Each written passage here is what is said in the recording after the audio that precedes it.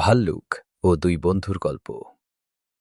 একদিন দুই ঘনিষ্ঠ বন্ধু জঙ্গলের ভেতর দিয়ে যাচ্ছিল। তারা একে অপরকে প্রতিশ্রুতি দিয়েছিল বিপদে পড়লে দুজন দুজনকে সাহায্য করবে। হঠাৎ তারা দেখতে পেল একটি বড় ভাল্লুক তাদের দিকে এগিয়ে আসছে।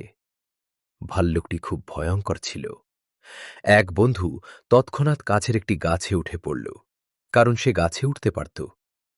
অন্য বন্ধু গাছে উঠতে পারত না, তাই সে মাটিতে শুয়ে নিঃশ্বাস বন্ধ করে মৃতের মতো ভান করল। ভাল্লুকটি এসে তার গা শুকল। কিছুক্ষণ পর ভাবল লোকটি মরে গেছে, তাই তাকে ছেড়ে চলে গেল।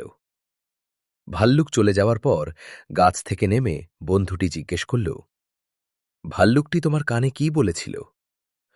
অন্য বন্ধু উত্তর দিল, সে বলেছে, যে বন্ধু বিপদের সময় তোমাকে ফেলে পালায় তাকে কখনো বিশ্বাস করো না।